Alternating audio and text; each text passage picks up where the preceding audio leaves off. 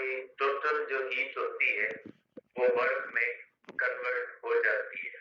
और इसके हमने ग्राफ भी देखे थे कि इसके ग्राफ जो होते हैं वो किस तरह से बनाए जाते हैं। अब जिस तरह से हमने आइसोबैरिक प्रोसेस के अंदर देखा था कि हमें ये फिजिक्स के हिसाब से, थर्मोडायनेमिक्स के हिसाब से हमारा इसके अंदर क्या मतलब या मकसद होता है, तो हमने आइसोबैरिक प्रोसेस के अंदर ये डिस्कस किया था कि आइसोबैरिक प्रोसेस के मुताबिक अगर हम कोई इंजन बनाएंगे तो उसके लिए दो रिजर्वायर की जरूरत पड़ती है। एक हॉट रिजर्वायर जो हीट देगा, उसका कुछ हिस्सा वर्क में कन्वर्ट होगा और रिमेनिंग हिस्सा किसमें चला जाएगा, कोल्ड रिजर्वायर के अंदर। इसका मतलब है कि according to the isobaric process हमें कोई इंजन अगर बनाना है तो उस इंजन की वर्किंग के लिए हमेशा दो रिजर्वायर की जरूरत पड़ेगी। इसी तरह से अब हम देखेंगे कि इस प्रोसेस के कौन से कॉन्सिक्वेंसेस हैं। तो अब हम देखेंगे बेटा कि consequences of isothermal process.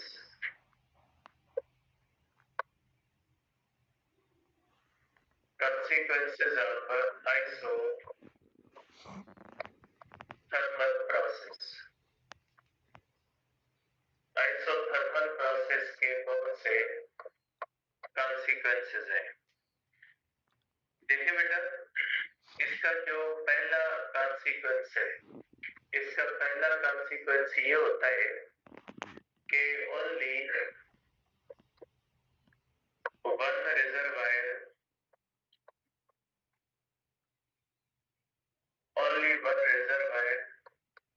is necessary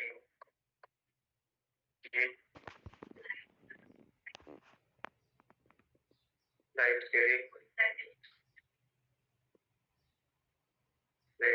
कहाँ से होती है? इस प्रोसेस के मुताबिक सिर्फ एक रिजर्वायर जरूरी होगा for working of heat engine. ठीक है, is necessary for continuous working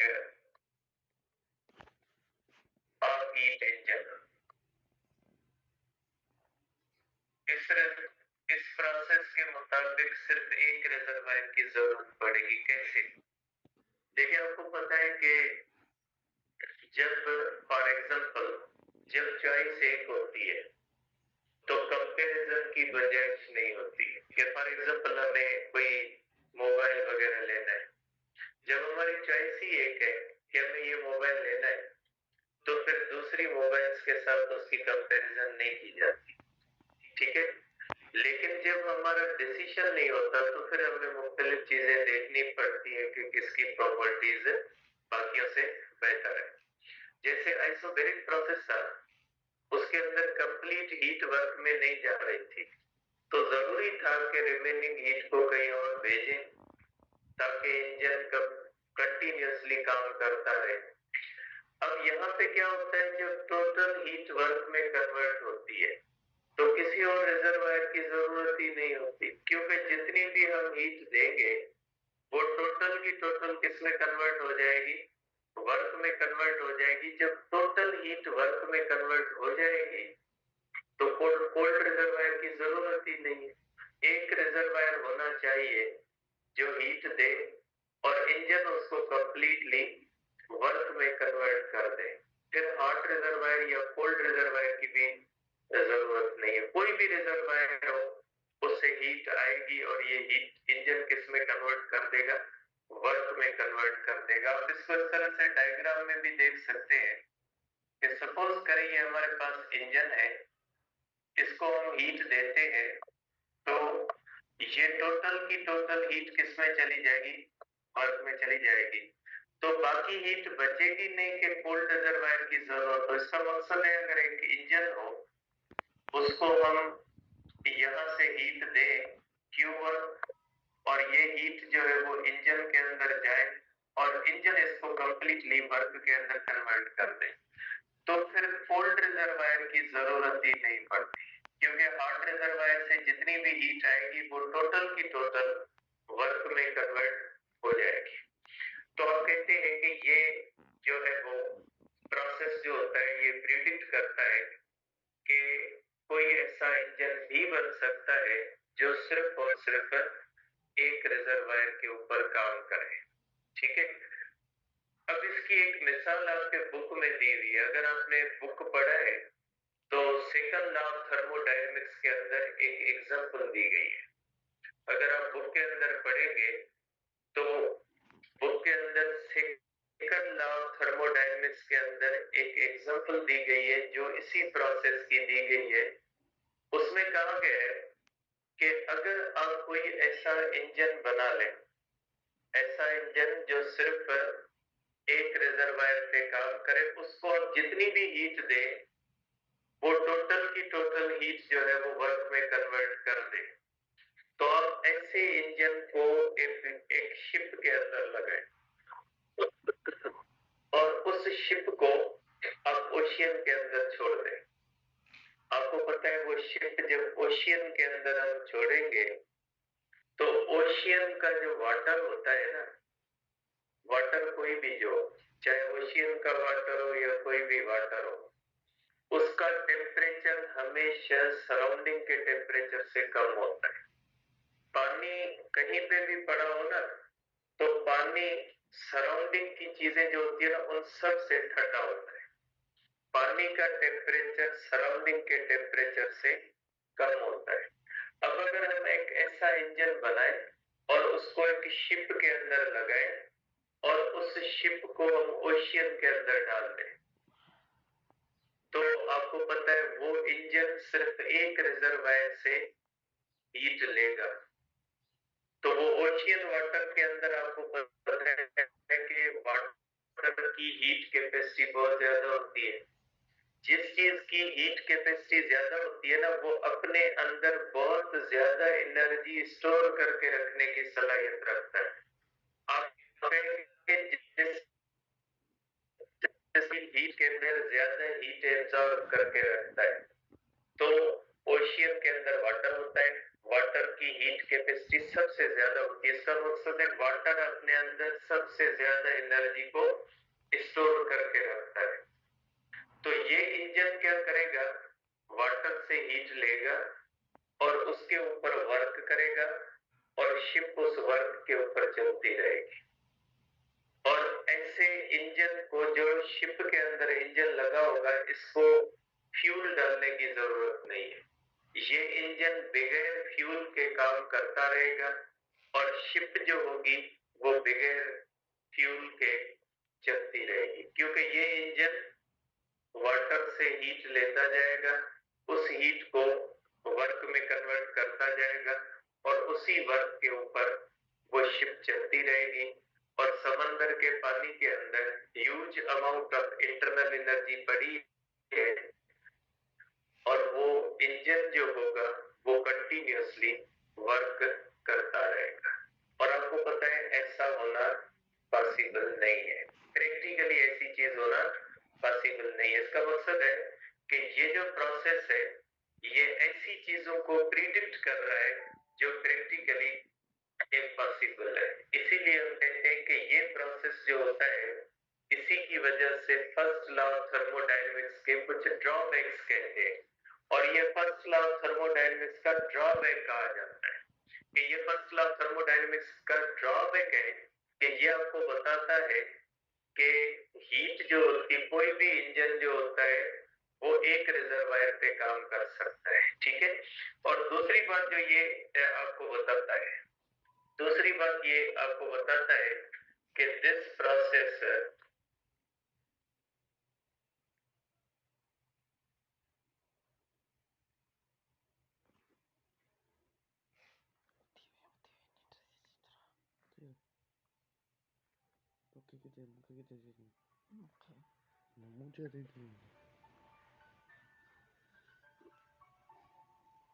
ये प्रोसेस जो होता है वो स्पॉन्टेनियस फ्लो ऑफ हीट को भी डिटरमाइन नहीं करता। Direction of flow of heat को हम कहते हैं कि ये प्रोसेस कहता है कि हीट हॉट बॉडी से कोल्ड बॉडी की तरफ भी खुद फ्लो करेगी और कोल्ड बॉडी से हॉट बॉडी की तरफ भी खुद फ्लो करेगी। देखिए जैसे ओशियन के वाटर का मैंने आपको बताया कि ओशियन का जो वाटर होता है उसका टेम्परेचर सराउंडिंग के टेम्परेचर से कम होता है। अब अगर कोई इंजन ओशियन के वाटर से हीट लेता है तो इसका मतलब है वो इंजन किसी ऐसी चीज से हीट लेता है जिसका टेम्परेचर सराउंडिंग के टेम्परेचर से कम है। तो ऐसा प्रैक्टिकली नहीं हो सकता कि जिस चीज का टेम्परेचर सराउंडिंग के टेम्परेचर से कम हो उससे कोई इंजन हीट लेके वर्क में कन्वर्ट कर दे, ऐसा होना इम्पॉसिबल है। तो स्पॉन्टेनियस जो फ्लो होता है वो हमेशा होता है हॉट बॉडी से कोल्ड बॉडी की तरफ, कोल्ड बॉडी से हॉट बॉडी तक फ्लो होता है हीट का, जैसे रेफ्रिजरेटर करता है, एयर कंडीशन करता है, लेकिन ये फ्लो स्पॉन्टेनियस नहीं है। ये फ्लो कौन सा होता है? ये फ्लो नॉन स्पॉन्टेनियस होता है। लेकिन ये प्रोसेस कहता है कि हीट स्पॉन्टेनियसली फ्लो कर सकती है from hot body to the cold body और heat can also spontaneously flow from cold body to the hot body, जो प्रैक्टिकली जो होता है वो इम्पॉसिबल होता है। आप ये भी कह सकते हैं according to this process, according to this process, heat can also flow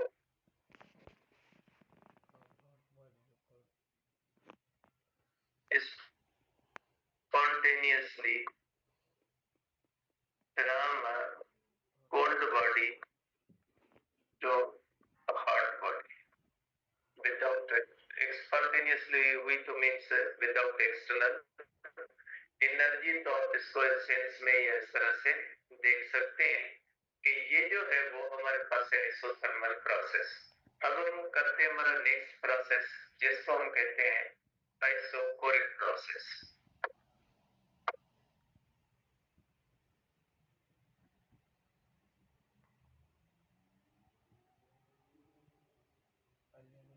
देखिए आइसोकोरिक प्रोसेस क्या होता है या आइसोकोरिक प्रोसेस किसको कहा जाता है? देखिए आपको पता है बेटा आइसोकोरिक प्रोसेस का मतलब होता है ऐसा प्रोसेस जिसके अंदर वॉल्यूम कांस्टेंट हो। तो अगर कोई भी ऐसा प्रोसेस हो जिसके अंदर वॉल्यूम कांस्टेंट हो तो ऐसे प्रोसेस को हम कहते हैं आइसोकोरिक प्रोसेस। और आपको पता है जिस चीज का वॉल्यूम कांस्टेंट होगा उसमें चेंज इन वॉल्यूम क्या हो जाएगी? चेंज इन वॉल्यूम जीरो होगी। और अगर चेंज इन वॉल्यूम जीरो होगी तो वर्क नहीं होगा। तो इसका मतलब है इस प्रोसेस के अंदर वर्क नहीं होगा। तो आप कहोगे process in which volume remain constant, ऐसा प्रोसेस जिसके अंदर वॉल्यूम कांस्टेंट रहता है तो उसके अंदर ऐसे प्रोसेस को हम कहते हैं कि ये प्रोसेस जो होता है वो आइसोकोरिक प्रोसेस है।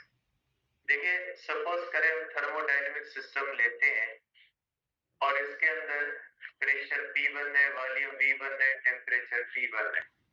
अब अगर ऐसे प्रोसेस को हम हीट देते हैं तो इसका वॉल्यूम तो चेंज होना नहीं है। तो फर्स्ट लॉ ऑफ थर्मोडायनेमिक्स कहता है आप जो हीट देते हो इसमें चेंज इन इंटरनल एनर्जी होगी और प्लस वर्क इसमें जीरो होगा। वर्क होता है चेंज ऑफ वॉल्यूम की वजह से, इसलिए हम कहते हैं ऐसे सिस्टम के अंदर वॉल्यूम चेंज नहीं होता तो वर्क चेंज नहीं होता। जितनी भी हम हीट देते हैं वो टोटल कन्वर्ट हो जाती है इंटरनल एनर्जी। तो ये प्रोसेस आपको कहता है कि ऐसा प्रोसेस इंजन के अंदर आप इस्तेमाल नहीं कर सकते, इसलिए कि इंजन के अंदर हमारा इनपुट हीट होता है और आउटपुट क्या होता है? वर्क होता है। अब जब ये वर्क करता ही नहीं है तो फिर ऐसे सिस्टम को इंजन के तौर पे हम इस्तेमाल नहीं कर सकते, क्योंकि इंजन हमेशा वो होता है जिसका इनपुट हीट होता है और आउटपुट जो होता है वो वर्क इस्तेमाल नहीं कर सकते। आप कहोगे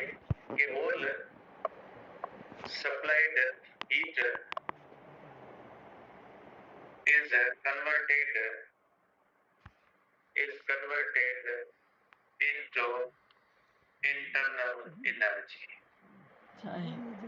ठीक है, इस सिस्टम के अंदर टोटल हीट जो होती है वो इंटरनल एनर्जी के अंदर कन्वर्ट होती है।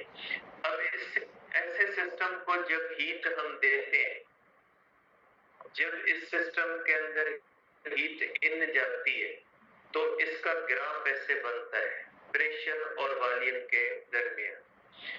देखिए प्रेशर है और वॉल्यूम है, तो जब हीट इस सिस्टम के अंदर जाएगी तो वॉल्यूम तो चेंज नहीं होगा, इसका टेम्परेचर भी चेंज होगा और इसका प्रेशर भी क्या होगा, चेंज होगा। इसका टेम्परेचर भी बढ़ेगा और इसका प्रेशर भी बढ़ेगा, तो इसका ग्राफ ऐसे बनता है। ये पॉइंट ए होगी और ये पॉइंट बी होगी, तो ये इसका एरो ऊपर की तरफ होगा, क्योंकि ये लाइन चेंज नहीं होता।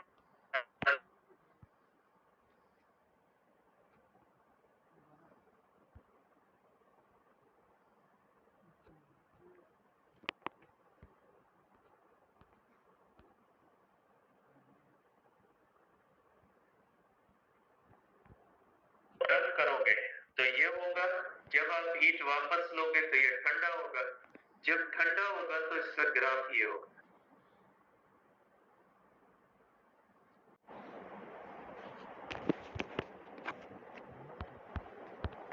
तो हीट जो होती है वो इंटरनल एनर्जी के अंदर चली जाती है।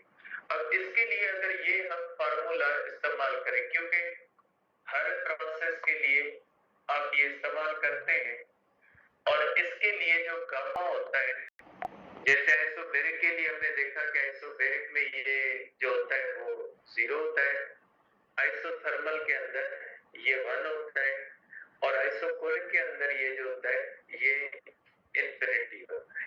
ठीक है, तो ये हो गया बेटा हमारे पास आइसोकोरिक प्रोसेस। आइसोकोरिक प्रोसेस का मतलब होता है ऐसा प्रोसेस जो कंटिन्यू करे वॉल्यूम। तो ऐसे प्रोसेस को हम कहेंगे कि ये जो प्रोसेस है ये प्रोसेस आइसोकोरिक प्रोसेस है। अब इसके कुछ ग्राफ्स हैं, अब इसके ग्राफ को देख लेते हैं कि इसके ग्राफ जो होते हैं ये किस चीज के बारे में बताते हैं। देखिए ये हमारे पास इसके ग्राफ है।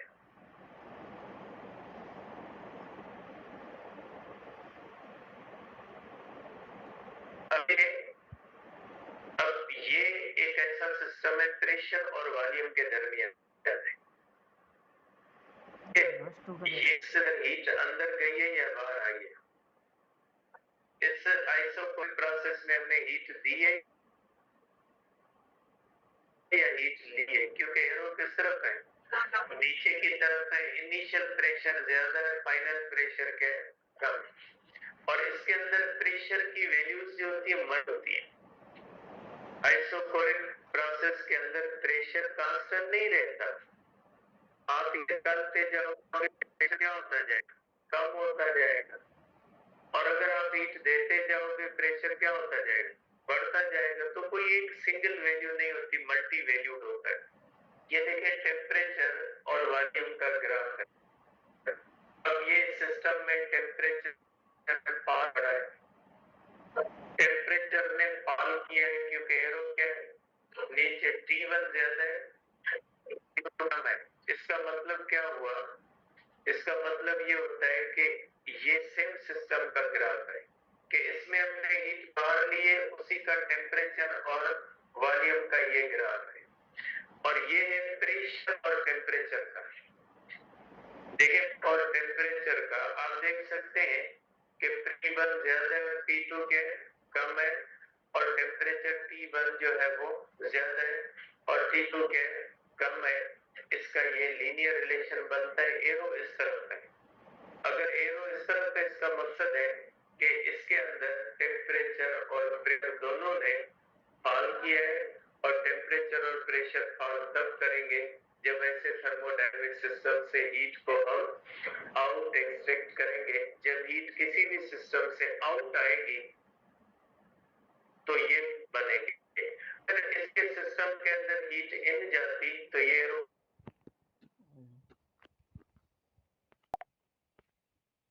Out of system. ऐसा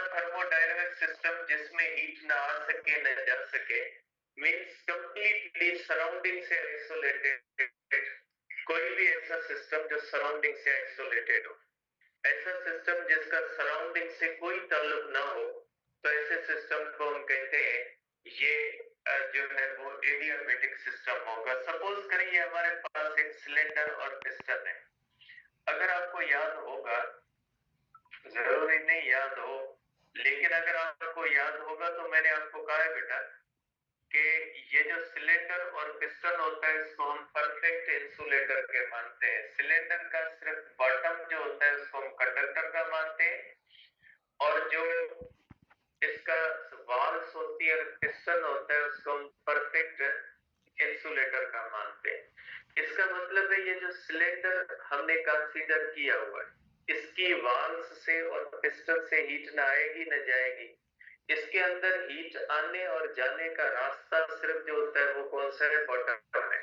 अब अगर बॉटम के नीचे हम इंसुलेटर रख लेते हैं, अगर हम यहाँ पे इंसुलेटर रख देंगे, इसका मकसद है हीट के आने और जाने का ये रास्ता भी हमने बंद कर दिया। तो इस सिस्टम के अंदर न हीट आ सकती है और न जा सकती है। अब कंसीडर करते हैं कि इसके ऊपर प्रेशर, इनिशियल प्रेशर जो है ये P1 है, वॉल्यूम V1 है, टेम्परेचर T1 है, और ये थर्मल इक्विलिब्रियम के अंदर सिस्टम है। अब अगर इसका प्रेशर हम कम करेंगे, प्रेशर कम करेंगे तो इस सिस्टम के अंदर वॉल्यूम चेंज होगा। इस सिस्टम के अंदर क्योंकि प्रेशर हमने कम किया तो ये एक्सपेंड हो जाएगा, ठीक है। और ये सिस्टम जो होगा, ये वॉल्यूम अगर इसका बढ़ेगा, इसका मकसद है इसके अंदर वर्क हुआ है। अगर वर्क हुआ है, हीट तो नहीं गई, अब हीट जाने के सिवा यहाँ पे वर्क हुआ है, तो वर्क विदाउट एनर्जी तो नहीं होता। आपको पता है वर्क हमें एनर्जी से होता है। तो अगर इस सिस्टम ने वर्क किया है तो हीट तो इस सिस्टम के अंदर नहीं गई। अगर हीट इस सिस्टम के अंदर नहीं गई और वर्क हुआ है तो ये इसकी इंटरनल एनर्जी की बुनियाद पे हुआ। जब ये एक्सपेंड करेगा तो अंदर इसका टेम्परेचर, अगर अंदर टेम्परेचर फॉल करेगा, मकसद अंदर हीट जो होगी, सॉरी अंदर जो थर्मोडायनेमिक सिस्टम का टेम्परेचर फॉल करेगा तो टेम्परेचर ठंड जो है वो सिस्टम ठंडा होगा। क्वेश्चन आया था टेस्ट के अंदर कि कौन सी एक्सपेंशन है जिसके अंदर टेम्परेचर फॉल करता है? आइसोबैरिक के अंदर टेम्परेचर राइज करता है एक्सपेंशन के अंदर जब एक्सपेंशन होती है। आइसोथर्मल के अंदर टेम्परेचर कांस्टेंट रहता है, और ये एक्सपेंशन ऐसी है कि इसके अंदर टेम्परेचर फॉल करेगा और अंदर सिस्टम जो होगा वो एक्सपेंशन के अंदर कूलिंग होगी, ठीक है। तो आप कहोगे कि इस सिस्टम के अंदर work is done on caste of internal energy. इसके अंदर जो वर्क होता है ये इंटरनल एनर्जी पे होता है। इन एक्सपेंशन, अगर इसके अंदर हम एक्सपेंशन करते हैं, एक्सपेंशन के अंदर delta Q is equal to delta U plus W। आपको पता है कि वर्क इसके अंदर क्या होता है, सॉरी इसके अंदर बेटा हीट जो होती है, अगर हीट हम करें 0 तो डेल्टा U प्लस W, तो change in U is equal to negative of, ये एक्सपेंशन के अंदर होते हैं, ठीक है। अब आप सोचोगे एक्सपेंशन के अंदर वर्क क्या होता है? पॉजिटिव हम लेते हैं ना, यहाँ पे वर्क क्या है? नेगेटिव है। बात वही है, एक्सपेंशन के अंदर चेंज इन इंटरनल एनर्जी क्या होती है? हमने पढ़ा है ना साइन कन्वेंशन। साइन कन्वेंशन में हमने क्या पढ़ा है? जब इंटरनल एनर्जी कम होती है, जब किसी भी बॉडी का टेम्परेचर फॉल करता है, इंटरनल एनर्जी की चेंज क्या होती है? नेगेटिव होती है। मकसद ये फैक्टर नेगेटिव है, नेगेटिव नेगेटिव में जाएगी, जवाब कौन सा आएगा? पॉजिटिव ही है। जैसे बल्क मॉड्यूलस है ना, चैप्टर 8 के अंदर फर्स्ट ईयर के अंदर हम पढ़ते हैं ना, बल्क मॉड्यूलस का फार्मूला नेगेटिव है, लेकिन बल्क मॉड्यूलस हमेशा क्या होता है? पॉजिटिव, क्योंकि अगर चेंज इन प्रेशर पॉजिटिव हुई तो चेंज इन वॉल्यूम नेगेटिव होगी। अगर चेंज इन वॉल्यूम पॉजिटिव हुई तो चेंज इन प्रेशर नेगेटिव, कोई एक फैक्टर नेगेटिव होगा, नेगेटिव इंटू नेगेटिव आंसर कौन सा आएगा? पॉजिटिव आएगा। तो बल्क मॉड्यूलस हमेशा पॉजिटिव रहता है, भले उसके फार्मूले के अंदर नेगेटिव साइन है। इसी तरह से इसके अंदर यहाँ पे नेगेटिव साइन आने का मकसद, बहुत सारे बच्चे इसके ऊपर जो है वो आर्ग्यू करते हैं कि work done by the system ने, कि भाई ये नेगेटिव नहीं है, ये मैथमेटिकल एक तरीका है लिखने का। अगर आप यहाँ पे पॉजिटिव लिख दें तो एक्सपेंशन के अंदर चेंज इन इंटरनल एनर्जी क्या होगी? नेगेटिव, फिर वर्क नेगेटिव हो जाएगा। ये नेगेटिव साइन जो होती है वो पूरे प्रोसेस को फाइनली क्या कर देती है? पॉजिटिव कर देती है। मैथमेटिक्स पढ़ते नहीं हो ना, इसलिए होता है यहाँ पे। तो एक्सपेंशन के अंदर क्या होता है कि टेम्परेचर जो होता है वो फॉल करता है, डेल्टा टी जो होती है वो नेगेटिव होती है, इंटरनल एनर्जी इसकी डिक्रीज होती है सिस्टम की, डेल्टा यू नेगेटिव होती है। ठीक है, अब अगर हम इसका करते हैं कंप्रेशन, अगर हम कंप्रेशन करें इसकी, अगर कंप्रेशन होती है तो जो वर्क हम करते हैं ना कंप्रेशन के अंदर, वो टोटल इसका किसमें चला जाता है? इंटरनल एनर्जी को बढ़ाने के लिए चला जाता है। तो इसके अंदर टेम्परेचर जो होता है वो राइज करता है, डेल्टा टी जो होती है वो पॉजिटिव होती है। ठीक है, इसके अंदर जो होती है वो वर्किंग सब्सटेंस का टेम्परेचर बढ़ता है, गर्म होता है, और चेंज इन इंटरनल एनर्जी जो होती है ये पॉजिटिव होती है, और यू जो होती है वो राइज करती है। ठीक है, अब इसके अंदर जो एक ही चीज रहती है, पॉइजन्स लॉ रहता है। ठीक है, और प्लस इसके ग्राफ और चारों प्रोसेसेस के ग्राफ की कंपैरिजन इंशाल्लाह कल करेंगे। ठीक है,